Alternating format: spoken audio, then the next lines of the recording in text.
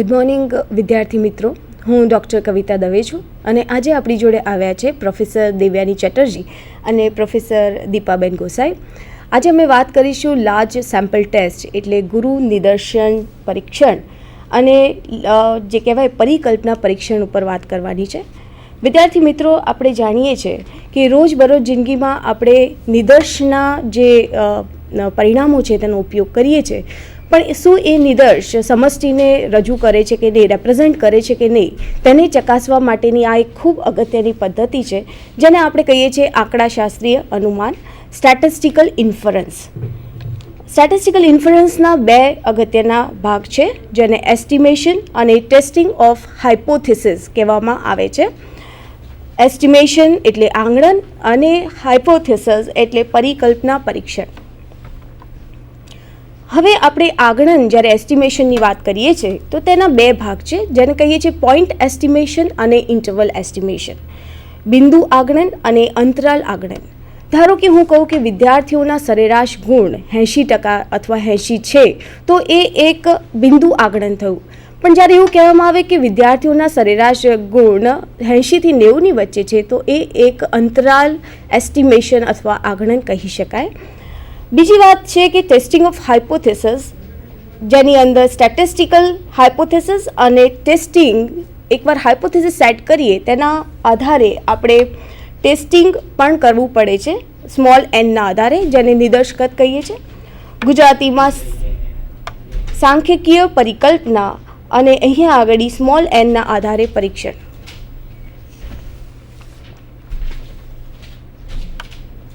Statistical હાઇપોથિસિસના બે પ્રકાર છે. પહેલું છે નલ હાઇપોથિસિસ અને બીજું છે ઓલ્ટરનેટ હાઇપોથિસિસ. નલ હાઇપોથિસિસ એટલે નિરાકરણીય પરિકલ્પના જેનું સંકેતિક સ્વરૂપ H0 છે, અને ઓલ્ટરનેટ હાઇપોથિસિસ એટલે વૈકલ્પિક પરિકલ્પના જેનું સંકેતિક સ્વરૂપ H1 છે. અહીંયા નલ હાઇપોથિસિસને બે ભાગમાં વિભાજન કરવામાં આવ્યા છે. એક છે સિમ્પલ નલ હાઇપોથિસિસ અને બીજું છે કમ્પોઝિટ હાઇપોથિસિસ. એના અમુક સ્વરૂપો અહીંયા દર્શાવ્યા છે. ધારો કે સમષ્ટિનો જે મધ્યક છે મ્યુ = 60, અથવા તો તમે બે સમષ્ટિની સરખામણી કરતા હોય, તેમના સરેરાશની સરખામણી કરતા હોય, તો તમારું નિરાકરણીય પરિકલ્પના μ1 = μ2 કહી શકાય. જો તમે કોઈ પ્રમાણનું ચકાસણી કરી રહ્યા હોય, માત્ર કોઈ એક પ્રમાણની, તો H0 તમે P = 1/2 એ રીતનું લઈ શકાય. અને જ્યારે બે સમષ્ટિના પ્રમાણની ચકાસણી થતી હોય ત્યારે આપણે H0 P1 = P2 લઈએ છીએ. તેના જે ઓપોઝિટ જે છે, જેને આપણે કહીએ છીએ નિરાકરણીય પરિકલ્પનાની જે ઓપોઝિટ એટલે વૈકલ્પિક પરિકલ્પનાનું સ્વરૂપ આ રીતે છે. ધારો કે H1 હોય તો આપણે અહીંયા લખીએ છીએ μ ≠ 60 અથવા તો >60 અથવા તો <60 તરીકે.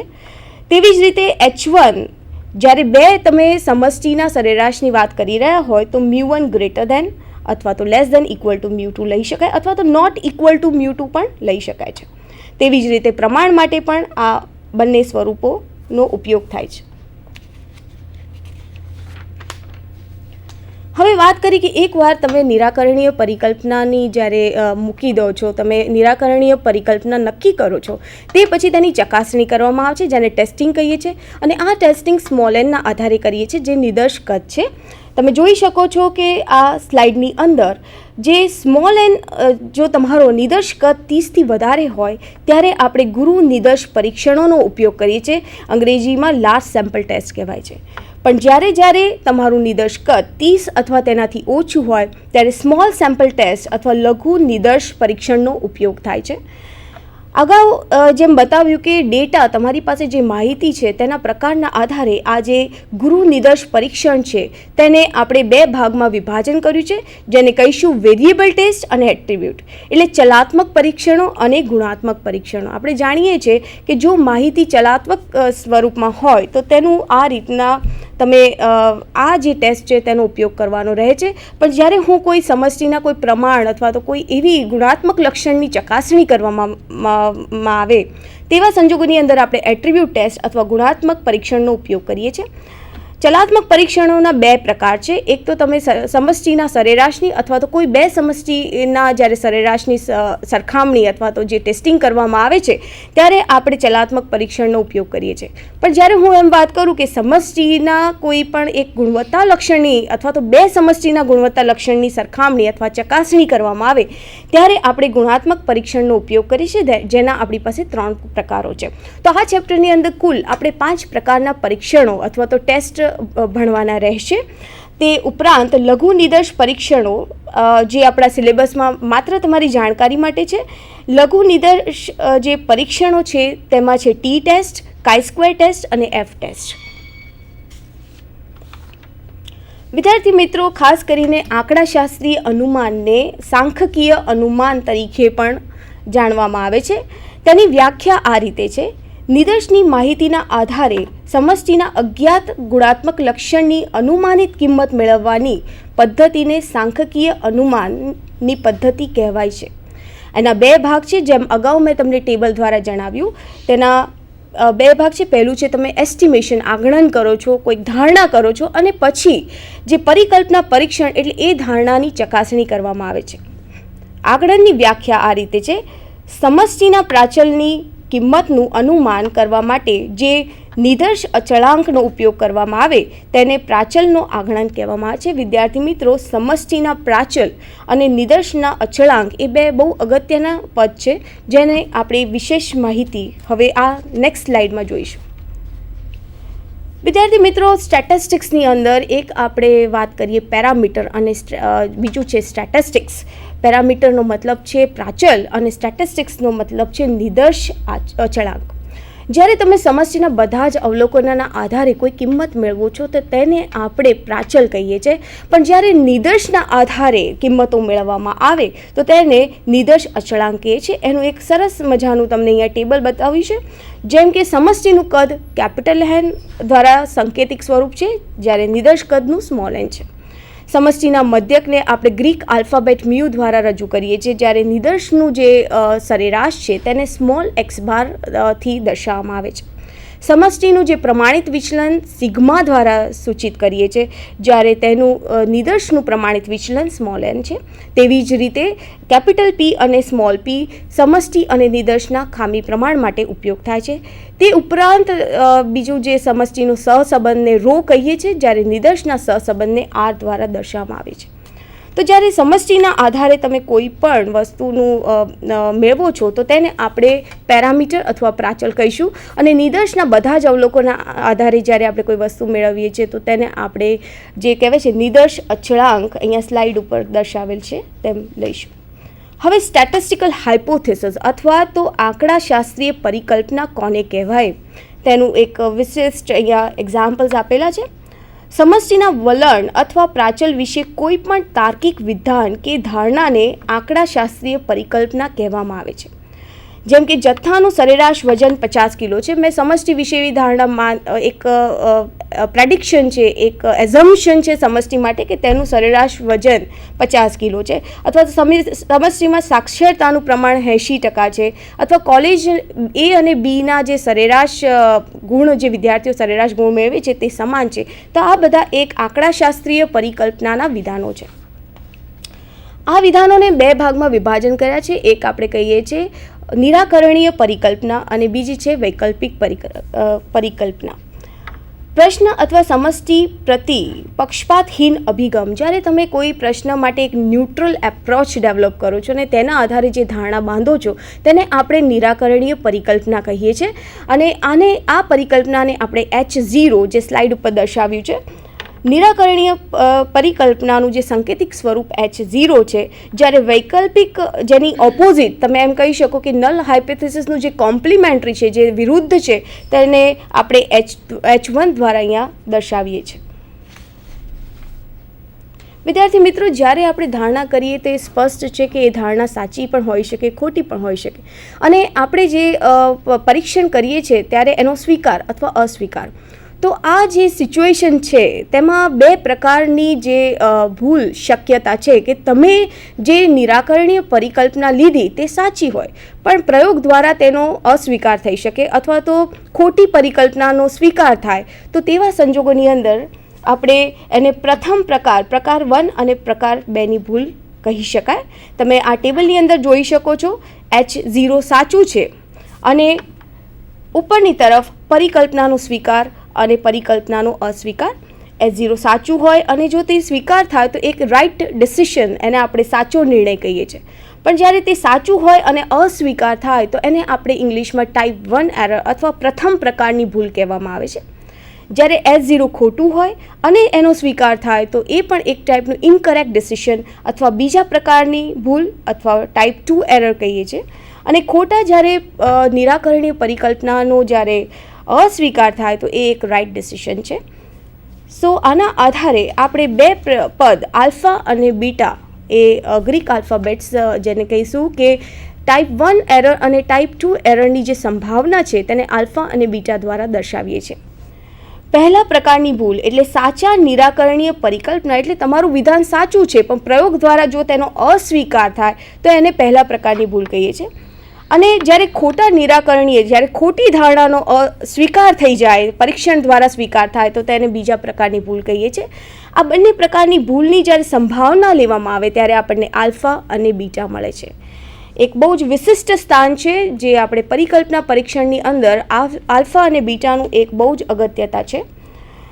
અગત્યના મુદ્દાઓ યાદ રાખવાના છે કે કોઈ પણ પરીક્ષણની અંદર આ બંને પ્રકારની ભૂલોને એક સાથે મિનિમાઇઝ કરવું શક્ય નથી. વિદ્યાર્થી મિત્રોને ખાસ જણાવવાનું કે કોઈ પણ પરિકલ્પના પરીક્ષણની અંદર આલ્ફા અને બીટા લઘુત્તમ, આમ તો વ્યવહારિક રીતે લઘુત્તમ થવા જોઈએ પણ તે શક્ય નથી. એટલે સામાન્ય રીતે એવું કરવામાં આવે છે કે આલ્ફાને આપણે સ્થિર રાખીએ છીએ અને બીટાને લઘુત્તમ બનાવવાની કોશિશ કરવામાં આવે છે. આલ્ફાને ઘણીવાર સાર્થકતાની કક્ષા એટલે જેને લેવલ ઓફ સિગ્નિફિકન્સ ઇંગ્લિશમાં કહીએ છીએ અને જેના મૂલ્ય કોઈ પણ નોર્મલ જે પ્રેક્ટિકલ લાઈફ છે તેની અંદર 1%, 2%, 5% અને 10% લેવામાં આવે છે. આનો અર્થ જાણવો ખૂબ જ જરૂરી છે કે સાર્થકતાની કક્ષા એટલે લેવલ ઓફ સિગ્નિફિકન્સનો 5% હોવું તેનો જે કહેવાય સારાંશ અથવા what is the meaning of alpha is equal two 5%. તો એવું 100માંથી 5 વખત એવું બની શકે છે કે તમારી જે પરિકલ્પના સાચી છે પણ તેનો સ્વીકાર થાય. એટલે 95% તમને એક્યુરસી મળે છે કે 95% એવું થાય, 95% કેસીસમાં એવું થાય કે સાચી પરિકલ્પનાનો સ્વીકાર થાય, પણ 5% કેસીસમાં એવું શક્યતા છે કે સાચી પરિકલ્પનાનો અસ્વીકાર થઈ શકે છે. આગળ વાત કરીએ કે બીટાનું મહત્ત્વ પાવર ઓફ ધ ટેસ્ટમાં કરવામાં આવે છે. તમે જ્યારે વાત કરી કે ખોટી નિરાકરણીય પરિકલ્પનાનો અસ્વીકાર થાય તો તેની સંભાવનાને પરીક્ષણનું સામર્થ્ય કહેવામાં આવે છે. પરીક્ષણનું સામર્થ્ય એટલે power of the test is equal to P H0નો અસ્વીકાર થાય, H0 ખોટું હોય, અથવા તો એવું પણ કહી શકાય કે 1 - P H0નો સ્વીકાર થાય, H0 ખોટું છે. સો પરીક્ષણનું સામર્થ્ય ઇઝ ઇક્વલ ટુ 1 - બીટા એમ કહી શકાય. પાવર ઓફ ધ ટેસ્ટ એનો ખૂબ અગત્યતા છે. જેમ પાવર વધારે હશે તેમ તમારે ખોટી પરિકલ્પનાનો અસ્વીકાર થવાની શક્યતા વધારે છે. બીજું એક ઇમ્પોર્ટન્ટ ટર્મ આ ચેપ્ટરની અંદર તમે જોશો એ છે સ્ટાન્ડર્ડ એરર. એટલે એને આપણે કહીએ છીએ નિદર્શ અચળાંકનો પ્રમાણિત દોષ. એનું સાંકેતિક સ્વરૂપ S.E છે, સ્ટાન્ડર્ડ એરર. નિદર્શ વિતરણ પરથી મેળવેલ નિદર્શ અચળાંકના પ્રમાણિત વિચલનને તે નિદર્શ અચળાંકનો પ્રમાણિત દોષ કહેવામાં આવે છે. એટલે સામાન્ય રીતે જ્યારે તમે નિદર્શના જે નિદર્શ ઉપરથી જે પણ મેળવો છો મધ્યક, એનું તમે વિતરણ મેળવો છો અને તેની અંદરનું જે વિચલન છે તેને આપણે પ્રમાણિત દોષ અથવા તો સ્ટાન્ડર્ડ એરર કહીએ છીએ. સ્લાઇડ ઉપર જોઈ શકો છો કે આના ઉપયોગો કેટલા સરસ રીતે થઈ શકે છે. કોઈ પણ નિદર્શ અચળાંકની ચોકસાઈ પ્રિસિશન તમે SE ઉપરથી મેળવી શકો છો, જેનું સૂત્ર છે પ્રિસિશન ઇઝ ઇક્વલ ટુ 1 આંગળકનો પ્રમાણિત દોષ. એટલે જે પણ તમે ધારો કે નિદર્શનો મધ્યક x બાર લીધું હોય તો x બારનો પ્રમાણિત દોષ 1 લેતા તમને તેનું પ્રિસિશન મળે છે. બીજી એક અગત્યતા જે આપણે પ્રમાણિત દોષની આ પ્રમાણે છે કે સમષ્ટિના પ્રાચલો માટે વિશ્વસનીય સીમાઓ મેળવવા માટે એટલે પ્રામાણિક દોષનો ઉપયોગ થઈ શકે છે. કે ધારો કે મને ખ્યાલ જ નથી કે સમષ્ટિનો મધ્યક કે તેનું વિચરણ શું છે, તો પ્રમાણિત દોષના આધારે હું એ સીમાઓ મેળવી શકું છું કે સમષ્ટિની અંદર અથવા તો સમષ્ટિનો જે મધ્યક છે તેની જે ગાળો છે, અંતરાલ શું છે, તો એ આપણે પ્રમાણિત દોષથી મેળવી શકીએ છીએ. ત્રીજું અગત્યનું ઇમ્પોર્ટન્ટ જે ઉપયોગ છે એસઈનો, એ તમે સમષ્ટિના પ્રાચલ અને નિદર્શનો જે આગણક છે તેનો તફાવત સાર્થક છે કે નહીં, સિગ્નિફિકન્ટ. એટલે ધારો કે મને કોઈ પ્રિન્સિપલ કહે છે કોલેજમાં કે ભાઈ વિદ્યાર્થીઓના સરેરાશ ગુણ 80% છે અને નિદર્શના આધારે હું દરેક ક્લાસમાંથી 5 વિદ્યાર્થીઓ લઈ અને એના આધારે મને એ જે 75 મળે છે. જે સમષ્ટિની ધારણા 80 છે, મળે છે 75, તો આ જે 5નો તફાવત છે એ સાર્થક છે કે નહીં તે ચકાસવા માટે આપણે સ્ટાન્ડર્ડ એરર અથવા પ્રમાણિત દોષનો ઉપયોગ કરી શકીએ છીએ. બીજું એક સૌથી અગત્યનું છે, તમે જોશો આગળ જે એડવાન્સ સ્ટેટિસ્ટિક્સની અંદર તમારું નિદર્શ યદચ્છ હોવું ખૂબ જરૂરી છે. તો તે ચકાસવા માટે તમે જે સ્ટાન્ડર્ડ એરર છે તેનો ઉપયોગ કરી શકો છો. એટલે નિદર્શ યદચ્છ છે કે નહીં તે ચકાસવા માટે પણ એસીનો ઉપયોગ કરી શકાય છે. વિદ્યાર્થી મિત્રો, તમને ખાસ કરીને આ તો એક બેઝ હતો, પણ તમારે આગળ જતાં જ્યારે જે એક્ઝામ્પલ સોલ્વ કરશો તો એસીની ઘણી બધી તમારે મૂલ્યની જરૂર પડશે. આપણે અગાઉ વાત કરી કે 5 પ્રકારના તમારે ટેસ્ટ અથવા પ્રયોગ કરવાના છે, જેને આપણે ચલાત્મક અને ગુણાત્મક પ્રયોગમાં વિભાજન કર્યા છે. આ પ્રયોગની અંદર તમારે એક્સ બાર અથવા એક્સ બારના તફાવત, ખામી પ્રમાણ અને ખામી પ્રમાણના તફાવતના પ્રમાણિત દોષની જરૂર પડશે, જેના સૂત્ર આ સ્લાઇડની અંદર કોષ્ટકમાં દર્શાવેલા છે. નિદર્શનો અચળાંક, એટલે જો તમે એક્સ બાર વાપરતા હોય અને એની સામે અનંત સમષ્ટિ હોય તો તેવા સંજોગોની અંદર એક્સ બારનો જે પ્રમાણિત એસઈ છે તે સિગ્મા/√n.